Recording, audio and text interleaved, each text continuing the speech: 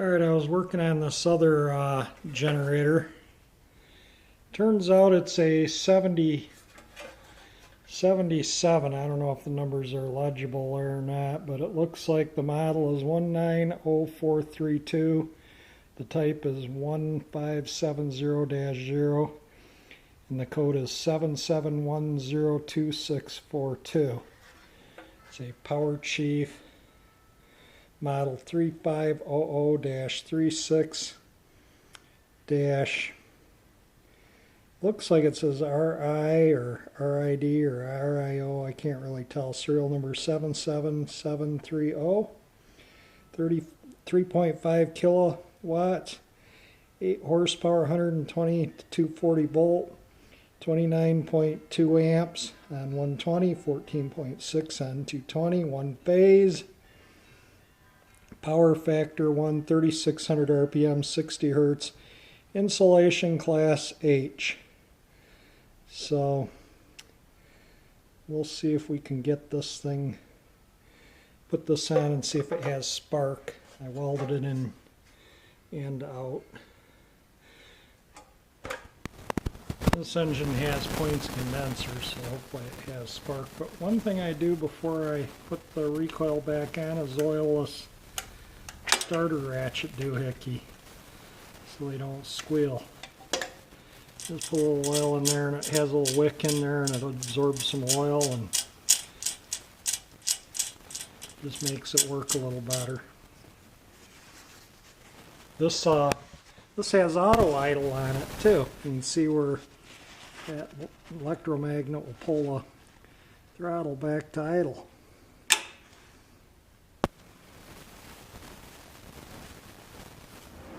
Yeah, the guy told me this burned oil. I went to check for spark. All that carbon. Yeah, this thing definitely burns oil. So let me find a little better spark plug and excuse me, and we'll check for spark. Hopefully this shows up in the camera. Big chunk of carbon just blew out of the spark plug. But it has good spark. So we'll see if it runs. I had the camera on the wrong setting. It started on the first pull.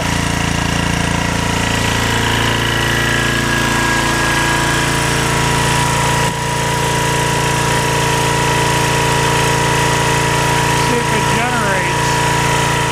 Get a load of this.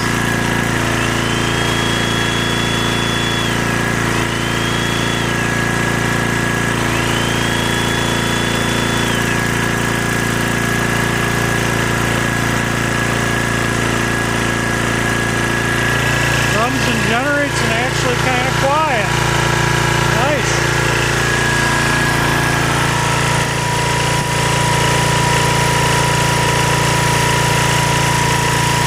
Doesn't even smoke out the exhaust. Maybe it doesn't use that much oil. You can find out. Alright, we got this thing to where it runs, it produces power. Really a decent little generator. The only thing I see wrong is this part on the fuel tank around that shut off float bowl assembly leak, so we'll pop that off and try and fix that up. I have not cleaned the sediment bowl yet, and you can see there's crud in it, so we'll clean that out and get that fuel leak fixed. It's full of oil and it's actually fairly clean. This cart thing that it's on is kind of rickety. So where these casters are, it's all kind of bent up. So what I think I'll do is I'll bolt these casters to a piece of angle iron, and I'll cut this off and weld the angle iron in here such so that this sits level like it should. I think I'll put a little bracket, weld a little bracket to the muffler here somehow to the handle, and this handle is loose in there, so I'll weld that up so that's nice and solid. And the air filter element's smashed, so I'll have to get a new air filter element. But other than that, this thing actually runs quite well. It doesn't smoke out the exhaust, so I don't think it burns a terrible lot of oil. That plug was pretty carbon foul, but it looked like it'd been in there a long time from the, plug being dirty looking around here. So I just had another one that I had cleaned, and I just threw that in there. But yeah, the inside of the fuel tank is clean. I don't know if that shows up or not. It's spotless, so we'll get that gas leak fixed and get an air filter element for it. Fix up the little Mickey Mouse-ness on the cart and clean it up. Maybe put a paint job on it, and maybe not put a paint job on it. We'll see, as I don't know what I'm going to get for this thing, So anyway, yeah. Alright, the guy was spot on. It runs and generates just like he said it did. One thing I noticed when I was running this thing, didn't have any way of shutting it off. I got to looking at it, and you can see where there was a metal thing that went up to the spark plug to kill it. So I took the key switch from that other generator I got that I used the engine off of, and mounted it in the panel there. So yeah, shuts it off, works perfect. So, and I turned the muffler a quarter turn so it clears this pretty good, and I found a piece of angle iron to weld in there to repair that botched up mess there. I'll take those casters, which are actually still good, and put them on the angle iron, and then with the base level we'll weld them on. And I think I'll weld all this thing up, like weld that to that. This used to be like a hand truck, I think, that this generator is mounted to. So I'll weld that up solid. These plastic things I'll pull out and weld that up solid. And then when it's all welded up solid, I'll make a little bracket for the muffler to the handle so it doesn't rattle or vibrate. It stayed right put, it never moved, but just to give it that little extra, holding power. So I'll clean it up and put a coat of paint on it too, I think. But I still got to fix this bowl. Let it run until it quits so it doesn't have any gas in it. But I think it's the threads into the tank. So I'll pop the tank off and put some yellow Teflon tape. The yellow stuff's gas resistant. And I'll clean that bowl out, and the handle's broken off that. Maybe I'll just tack weld another one on it. I'll get a little piece of tubing and then make a T-handle, and then I'll tack it to that so it sticks out a little further so it's easier to get to turn. So yeah, turned out to be alright. It was what the guy said. It starts and runs, and he said it did use a little oil.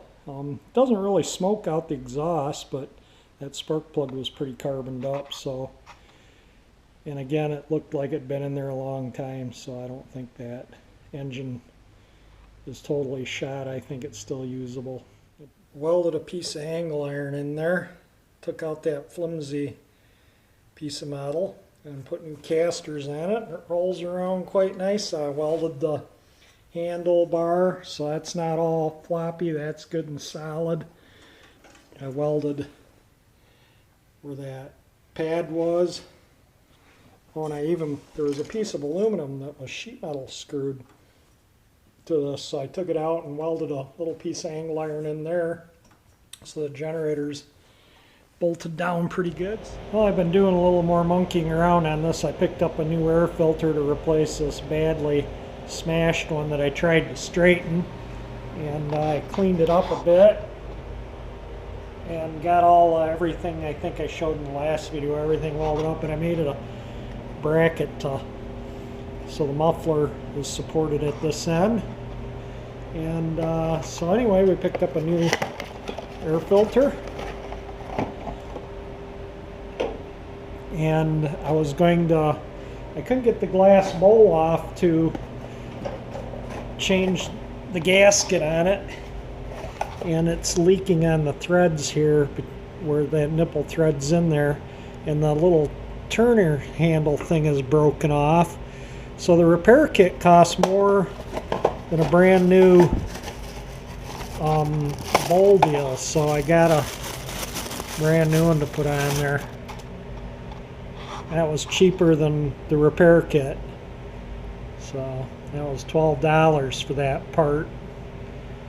The repair kit was $15. So anyway, we'll get this thing done up and painted up, and it runs good. It doesn't really seem to use a lot of oil. I let it run probably half an hour the other day, and the oil level didn't go down any, but it did have that carboned up plug, so it does probably, you know, after a couple tanks of gas, 2-3 tanks of gas, it might need a little oil. But anyway, I'll get back to work on this, finish it up, and I got the parts for this pump came in today too, so we'll get some work done on that. I was waiting on that. Alright, well, I was just finishing up fixing the fuel leak on this. I put a new one of these on, and there was a crack in the tank behind where this thing's attached that somebody had soldered in the past kind of haphazardly. So I took the tank off and I melted the solder off and I sandblasted it, and then I brazed it, and it's got gas in it right now. As you can see, when I turn the fuel valve on, you can see it fill the bowl, so there's no leak now. It's been sitting here for 2-3 hours, and I was just getting ready to put the new fuel hose on, and I just wanted to kind of show you what I use for fuel hose clamps on these. I have these little zip ties. See how it has a little barb on the end there? That way it bites all the way around the hose. I use these in the marine industry. A lot of marine engines, outboards I should say, use these. And so I try and keep these on hand just for fuel lines like this. Well, hopefully that shows up, but you can see kind of how I put the zip tie on, and I routed the fuel hose through where it's supposed to go. Around to the carburetor. I haven't put a zip tie on the carburetor yet because I ordered a gasket for here, and I got a needle and seat in my parts hoard, so I'm going to pull the carburetor and clean it and put a new needle and seat and bowl gasket on it. Now this engine does start first pull every time. It runs good, but I have the parts, so I might as well just make sure.